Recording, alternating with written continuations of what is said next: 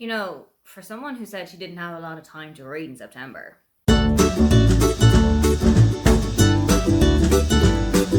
Hi, welcome, come on in. My name is Aoife and today we are going to wrap up all of the reading that I did in September. Now, I knew that September was going to be a busy month when I went into it.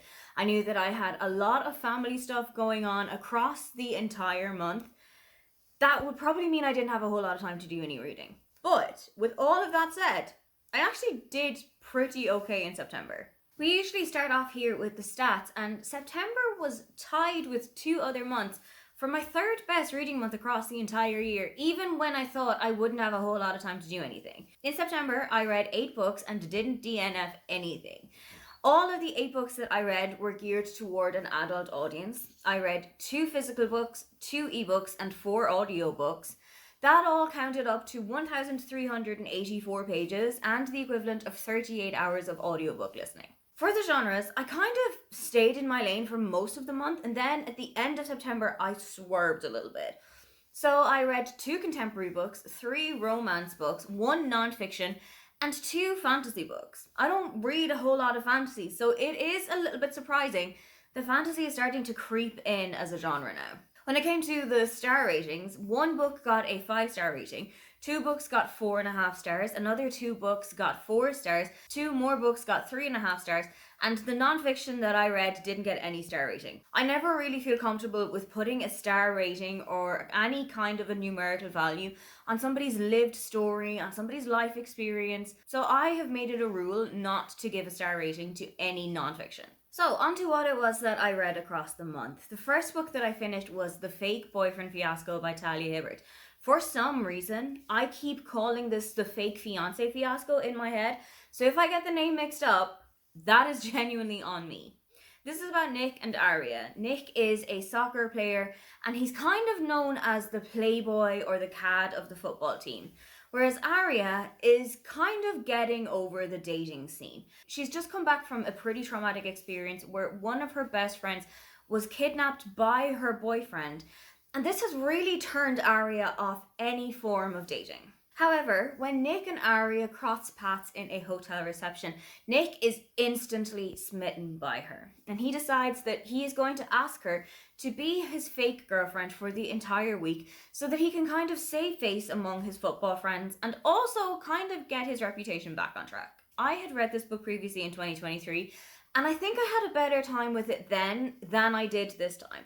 Perhaps that was because when I was reading it back in 2023, all of the books that I was reading were kind of mushing together at the time that I was reading them. Whereas now, I was taking a little bit more time with it, and I was actually getting into the meat and bones of the situation. Don't get me wrong, I love a Talia Hibbert book, and I absolutely love her writing style, but here, it was the writing style that brought it down for me a little bit. This was a very early book of Talia's. This was published back when she was an independent publisher, and I think that shows.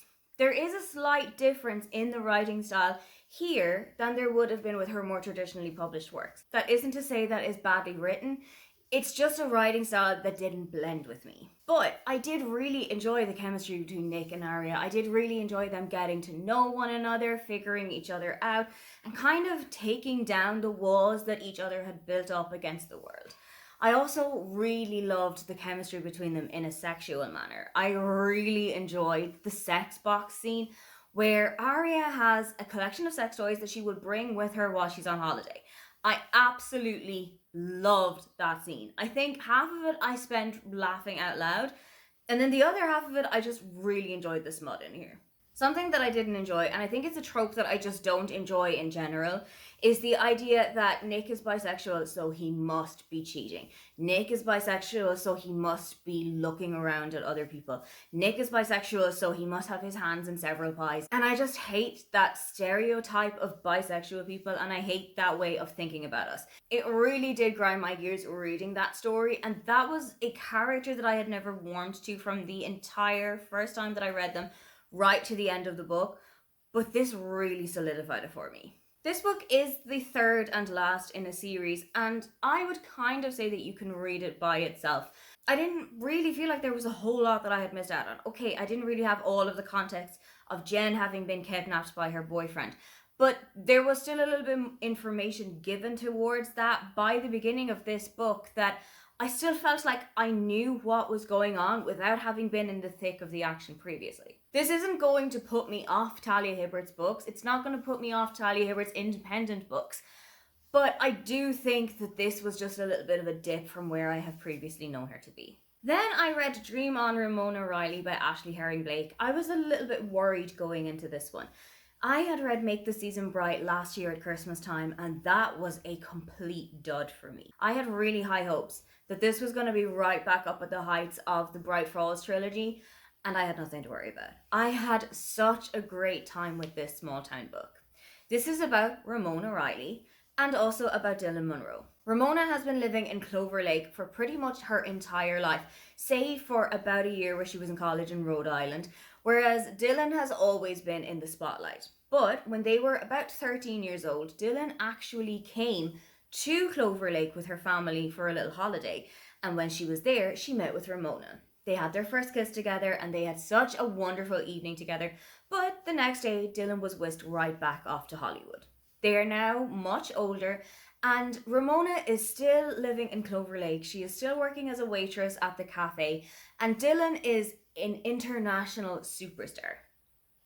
She has been on a hugely successful show for the last 6 seasons, and now she's making her first big break as a Hollywood movie actress. And the film is going to be made in Clover Lake, so she is back in the area, and Ramona knows that this could get complicated, because she's pretty sure that Dylan has no idea who she is and has no recollection of what happened that evening way back then. Dylan is assigned to kind of shadow Ramona for a bit while she's in the coffee shop, because Dylan is going to be acting as a waitress on the movie. And while they are getting to know each other now, they start to remember how it was that they had known each other back then. They'd actually never given out names for one another. Ramona called herself Cherry and Dylan called herself Lollipop, so that they would never kind of know each other's true identities and that they could just keep the magic to that one evening. I really enjoyed this second chance romance that didn't feel like a second chance romance. It's not a trope that's ever really worked for me, but this one just felt a little bit different. It had a kind of a fresher feeling to it, and second chances that work for me work when the people are so removed from the situation that they had been in previously. They were so much older now, and they had been through so many things in their personal and professional lives that it almost felt like they were meeting a completely different person now. Something that I think is talked about really well in this book is the pressures of your family for both of the women here. Dylan's parents are both huge superstars. One of her parents is a rock musician and one of her parents is also a singer but has also moonlit as an actress. And I really love how that growing up under the spotlight and having these two people as her parents shaped Dylan who she is and also made her the person that she is. And she's fully aware of the kind of silver spoon in my mouth, nepotistic starts that I've had in life, but also wants to break away from that. And I really loved watching her try and break free from that. Dylan has a really complicated relationship with her parents. She doesn't see them very often. She does kind of feel like they have been absent for quite a lot of her life. They'll come in, they'll pretend to be the perfect parents, and then they'll head off again for months on end. And I thought that it was so interesting to see her finally confront them about who they were as parents and try and slowly let them back into her life. Ramona's family situation is completely different. She is the textbook parentified oldest daughter. She lives with her father and her younger sister Olive. When Ramona was about 18, she went off to college in Rhode Island, but about a year or so into her degree, her father had an accident that left him disabled and unable to work. So Ramona came back to New Hampshire so that she could take care of her father and also her younger sister. I feel like there was so much pressure on Ramona that she was mainly putting upon herself.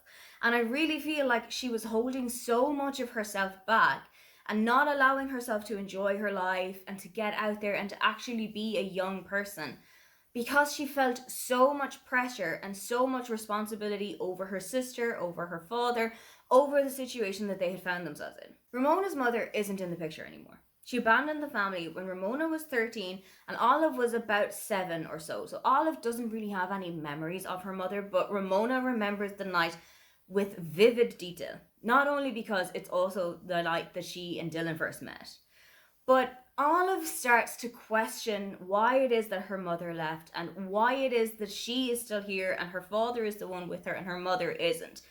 I thought that it was such an interesting thread to pull at for most of this book, and I also feel like the conclusion of that storyline is incredibly realistic. It might be a little bit disappointing, but it's incredibly realistic.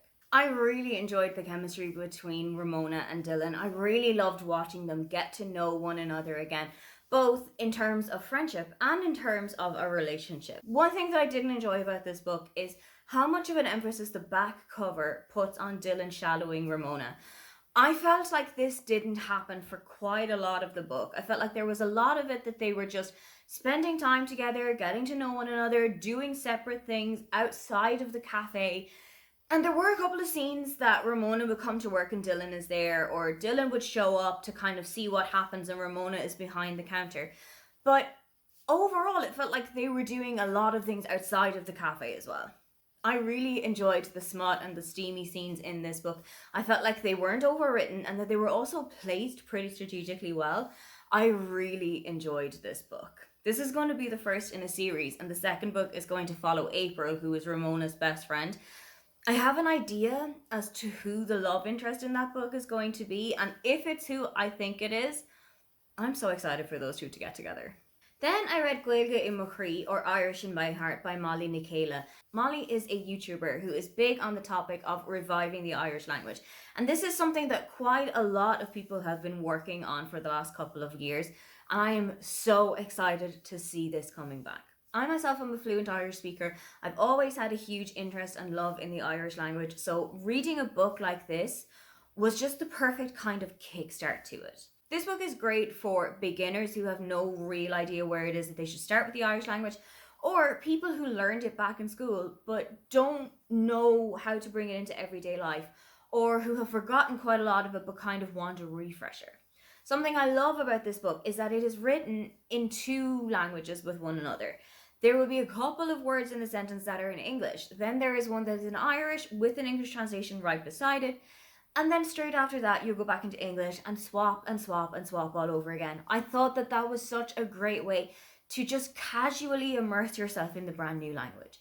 When you are learning a new language for the first time, or when you're returning to it, it's a great thing to immerse yourself in it, and this was a great way to do so. I think Gaeilge in Chroí perfectly tackles two problems that people would have with Irish.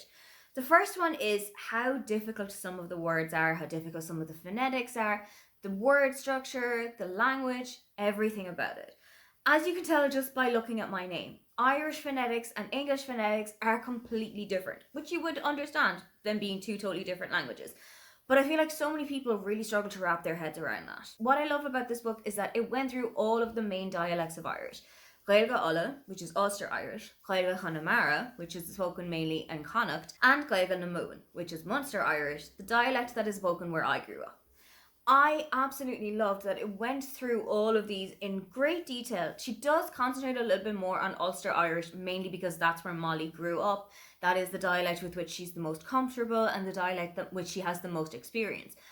But I also loved that a couple of chapters across the book would give all of the distinctions between the three different dialects and how you can see how they are relatively the same, but just slight little differences to make it different. And the second thing that I think does really well is that it tackles the shame that so many people have that they can't speak Irish. Irish is the national language of Ireland, but there are fewer than about 400,000 people who actually speak it on a daily basis outside of education. There are so many people you can ask if they can speak Irish, and they'll say, oh, I can say like one sentence that we used to say if we needed to go to the bathroom in school. So many people worry and stress about trying to speak Irish on a more regular basis, or going to places where Irish is predominantly spoken in Ireland and not being able to get by. And I feel like this book really does put these people at ease, and it really does give them a chance to breathe out and to understand that things are never as difficult as you see that they are. Whether you are completely new to the Irish language but you want to try it out and pick it up, or whether you are a seasoned pro, I think that this is a great book for anybody with any interest in it.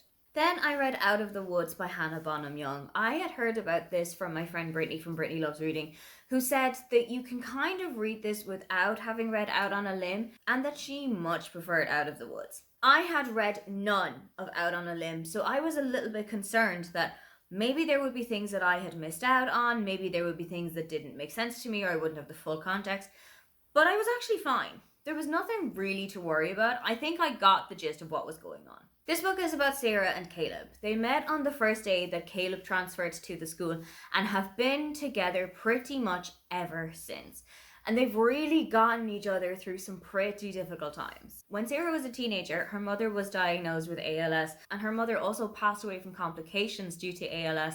So this has pretty much shaped who Sarah is as a person. At the beginning of this book, Sarah is holding a ball to raise money for ALS research, and she's a little bit worried that things aren't going very well. She's a little bit off the target financially, but when she heads up on stage to deliver the giant check, she sees that the donation amount has been upped significantly, and now it matches the exact donation amount. Sarah is pretty sure that she knows where this money has come from, and it turns out that she's correct. It was all donated by her husband Caleb, who just didn't want to see his wife fail. I have a couple of bugbears about this. I did think that it was very gentlemanly and that it was very kind of him to donate the rest to match what the donation amount was.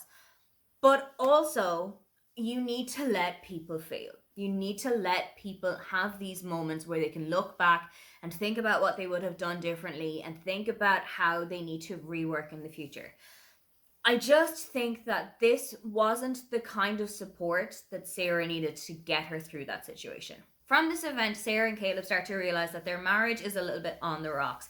So they take matters into their own hands. They head off for a week-long wilderness retreat where they are going to be going on outdoor adventures, but also going to group therapy sessions, single therapy sessions, and trying to figure out what it was that lost the spark way back then and how they can get it back. I am not a big marriage on the rocks, second chance romance person, but I really enjoyed this story. I loved watching Sarah and Caleb working through everything that was going on with them. I loved watching them interact with the other people who were on the retreat. There was a little kind of a light hazing initiation situation that I loved watching them go through. And I also just really enjoyed myself watching them wandering through the wilderness and living vicariously through them. I am very much an indoor cat. I am not the kind of person who goes out hiking or mountain climbing. So watching them out on the little mountain trails that they were going through, that was enough of it for me. Something that I also really appreciated about the book is that it was told in a dual timeline where, yes, you are in the present moment, but you are also seeing Sarah and Caleb as teenagers, as her mother was still alive and getting to know her. I really enjoyed that kind of flashback to their relationship. It really brought you from day zero up to the present day. And I loved that entire journey. You get to see them grow and evolve so much as people. You get to see all of the trials and tribulations that their relationship has been through, all of the good points, all of the bad points. And I also think that it gave a really good basis for a discussion that Sarah had had pretty much towards the end of the book. She had a feeling that she had never really been on her own. She'd never lived by herself. She didn't know who she really was as an adult. She didn't know who she was not as Caleb's partner or Caleb's wife. And I think that that is such an interesting thing to think about. I spent up until I was about 26 single, and I'm really glad that I had that time to just figure out who I was as a person and to figure out who it was that I wanted to be, where it was that I wanted to go, things that I liked or didn't like. It really gave me a kind of a foundation that I could build upon when it came to relationships that I had had in life, or when it came to work or family or friends or any kind of situations that I found myself in. I felt like I had given myself time to grow by myself, and now it was time to see if I could grow alongside somebody else. And I'm really sad that Sarah didn't get that opportunity, because I feel like there are so many people out there who cherish those moments that they've had by themselves. They loved that era in their life where they were living on their own and they didn't have to make any decisions that would impact somebody else. I loved that time of my life. Don't get me wrong, I'm happy with where I am now. But I'm also really glad that I did have that time back then. This was my first of Hannah Bonham Young's books, and I had such a great time with it that I kind of feel like going back to Out on a Limb anyway. Even though I've moved on to the second book in the series, I kind of just want to see where it all started out. But I know also that she has got People Watching coming out in the autumn this year, and I'm so interested in seeing how that one is going to go.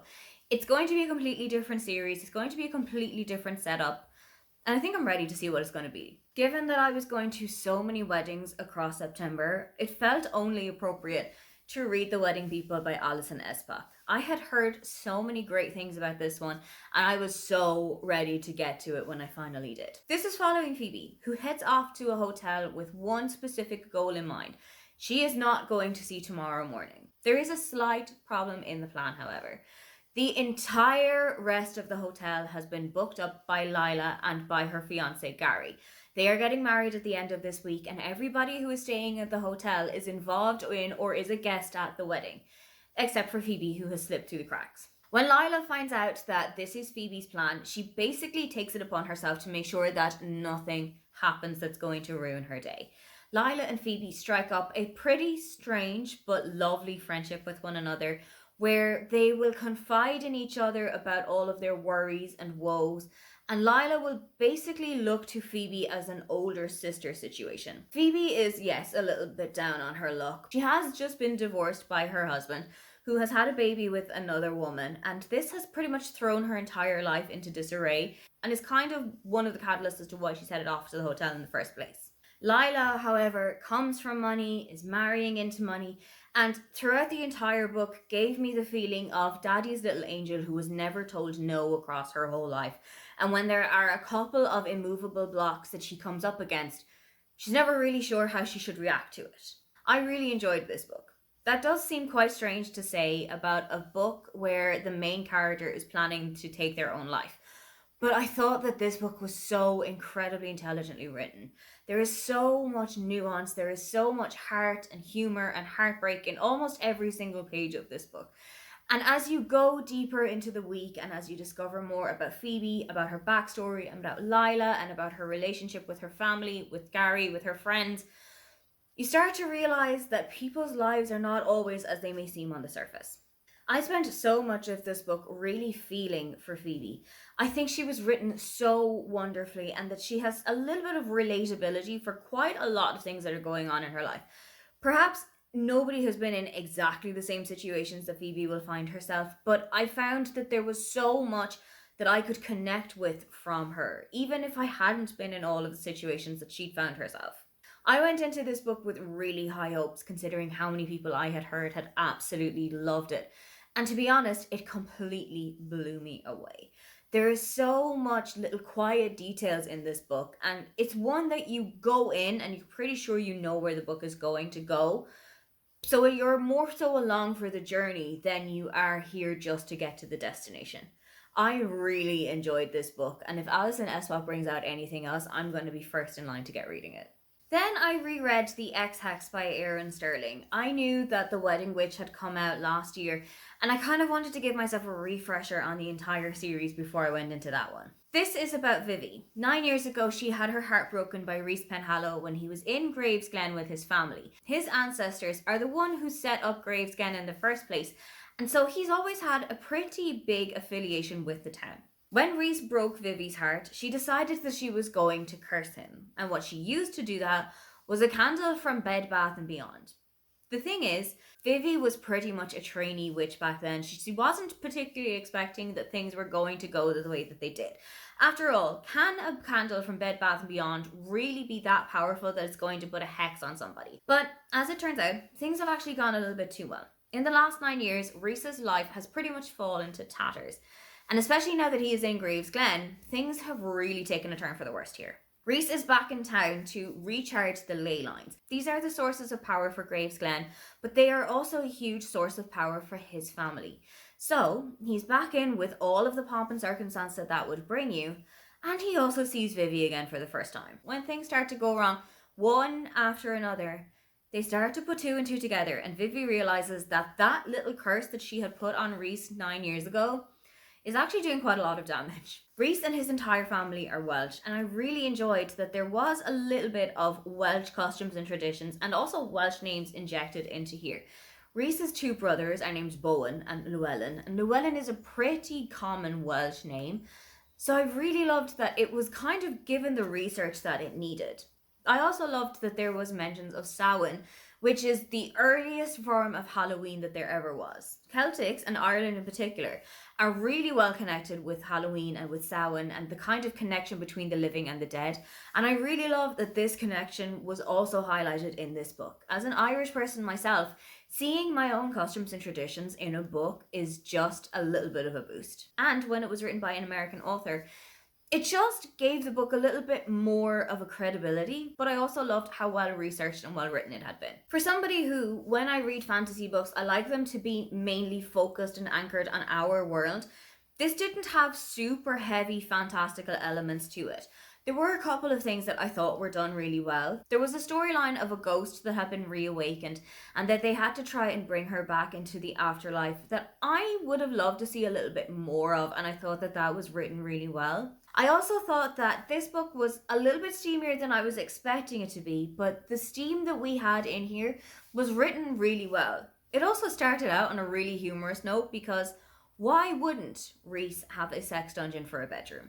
I thought that that scene was written so well in terms of how it started right into the smut itself. And I thought that while it wasn't an overly smutty book, what we did have was written really well. There were a couple of references in the book that I didn't really enjoy, that I didn't think that needed to be in there, and that truly I wish had just been left to the side. But other than that, I had a really good time with this one. I am going to go back into the Kiss Curse again before I go into the Wedding Witch, and I'm really glad to just be back in the world of Gravesglen now. Then I read Rewitched by Lucy Beth Wood. This was exactly the comfy, cozy autumnal vibe that I was looking for. This book is following Bella, or Belladonna Blackthorn. She is a witch and she's approaching her 30th birthday, on which she will need to go in front of her coven and kind of fight to get to keep her magical powers. It's not really been heard of that the coven have taken away anybody's magic, but having looked back at a couple of spells that Bella has cast and the things that she's used her magic on, they're not entirely sure she's going to be allowed to keep it. But Bella's given a second chance. For the month of October, she is going to go and take nightly lessons from Artorius Day. He has been cast out from the coven, but he will be allowed to get his magic back for the exact reason to train Bella on how to use hers. And if by the end of October she can prove that she has used her magic in a better way and she has learned to control and to use it in more responsible ways, then she will be allowed to keep it. I really enjoyed watching the coven and I really enjoyed them coming to the decision of what to do with Bella's magic. Not just because there was an Aoife on the deciding panel, but also just because it was so interesting to see that kind of situation.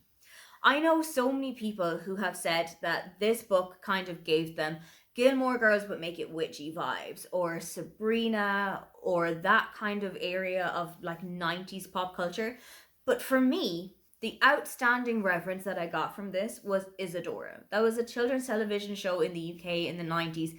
Isadora was a witch, and when her catchphrase came up in this book, I almost did a double take of like, yeah, this is the book for me. As Belle gets to know Artorius better and discovers a little bit more about him, spends more time with him, she starts to realize that some of the things that he has been accused of, some of the things that people have been saying about him, well, they're not necessarily true.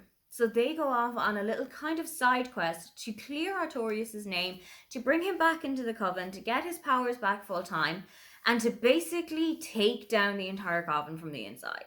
There are some really interesting reveals that happen towards the end of the book as to how Artorius is connected to the coven and how Belle and Artorius might have a little bit of a golden string that brings them together. I absolutely loved watching all of that unfold before my very eyes. One thing that I will say about this book though is that I wish there hadn't really been a romance in here. Yes, it's a great thing to read a romance, but I also just wanted to watch Belle concentrate on getting her powers back. I wanted to watch her kind of turn her life around. All of the magic that she'd been doing before her kind of brought before the coven and told to plead her case, quite a lot of it was for selfish reasons. A lot of it was mainly to benefit her rather than for the good of mankind. And I really wanted to watch her kind of change her way of thinking and change her way of viewing the world without the impulse of a partner and without the input or the pressures of all of that. I just wanted to see Belle figure out her life without knowing that there was someone waiting for her in the background. Artorias Day is a character that I will kill and die for every single time that I read this book. I absolutely loved him. He gave me this vibe of like somebody's grandfather who's just so excited to see you coming up the path to the house. When you first meet him, he gets so excited that he can finally use the second mug that's in his cupboard because somebody hasn't come for tea in such a long time that the mug is almost gathering dust and disintegrated. I just loved him. I took him straight to heart immediately, and I only ever wanted good things for him. So when things start to turn around for him pretty much later on in the book, I just loved to see it. I know that Lucy Beth Wood has got a brand new book that's come out in 2025. I'm not sure if it's in the same world, if it's in the same series, or even in any way loosely connected to Rewitches, but if it is, I'm going to have a great time revisiting these characters, and even if it isn't, I know that I'm going to have a great time because I've loved her writing style and I've loved just escaping into this magical world. The final book that I read in September was Such a Good Couple by Sophie White. I did try this in August and I got to about 10 or so percent before figuring out that it wasn't for the right time. I knew that this was a book that would work for me. I know it's an author who works for me. I know that her storytelling, all of that is something that usually ticks my boxes. But in August, it just didn't work. Thankfully, in September, I had a whole straight run with this book, and that saved it. This is about three couples who have known each other from college. Annie and Connor, who are struggling with infertility and have been desperately trying to start a family. Clara and Ollie, who are parents of three and are really at the end of their tether when it comes to parenting. And Maggie and Finn, or as the friends know him, Fionn. Finn is a huge Hollywood superstar, but Maggie and Fionn don't really see each other for grand stretches of the entire year, leaving Maggie at home with their two twin daughters, basically on her own. At the beginning of the book, Maggie and Fionn invite their friends over to a massive villa on Cape Cod, and that is when all of the threads start to unravel. All of the problems in the respective relationships are brought under massive spotlights, and so many of the couples just go home in fractured pieces. I thought that this book was so interestingly written. I thought it was such a great look at how you might think your friends' relationships or marriage is going and what it is actually like on a day-to-day lived experience basis. It was so well written, and there were so many times that I felt so sorry and so much pity for different characters throughout the entire book. I really felt for Annie and Connor for pretty much all of the early pages of this book. They had struggled so much with trying to start a family. You could see that it had almost taken over their entire lives. And there is so much pressure that they had put on one another, and particularly that Annie had put on herself, that it almost felt inevitable when things started to fall apart. The book is filled with a lot of miscommunication between the couples and the kind of destruction that comes out of that. One of the couples goes through a really messy breakup that is brought into a reality TV show. I thought that that was such an intriguing but also insane concept. The show is called Divorce Island, where couples are brought on a 3-week retreat to Greece with their entire families in tow, and they are put through a bunch of tests together. At the end of it, they are going to be asked if they want to work on their relationship or if they want to actually go through with the divorce. The concept of the show was completely insane, but given how heavy the book had been up to there, I really enjoyed this kind of light entertainment and comedy relief that we had. And the book is heavy. At the beginning, there are trigger warnings for infertility and for eating disorders that really do need to be adhered to, particularly if these are topics that are a little bit touchy subjects for you. I felt that they were written so well and so respectfully. It almost felt like Sophie herself had experience with some of these because of how tactfully they had been written. I always hoped for the best for Annie and Connor and for Maggie with all of the things that they were going through, and you just want them to come out on the other side winning. But when things don't always go so well, it just felt like a rip out my heart of my chest situation. I thought that this book was so beautifully written, particularly when you get to around 75% or so, when the book really turns on its head and things start to get a lot more intense and a lot more emotional. I thought that the book was so well written and it really dealt with everything in such a beautiful manner. I love Sophie White's writing. I have loved every book that I have read of her so far, but this one, this is up at the top of the pile. Those are the books that I read across the month of September. How did your September reading go? Or is there a book that you are really looking forward to for October? If you'd love to leave me a comment, but you can't think of anything you'd like to say, then just leave me an autumnal emoji. Because when I got back to Berlin in September, I thought I might have a little bit more of summer to look forward to. But no, we are definitely in the depths of autumn right now. Don't forget to like and subscribe because I have new videos up every week. Now, get on out of here.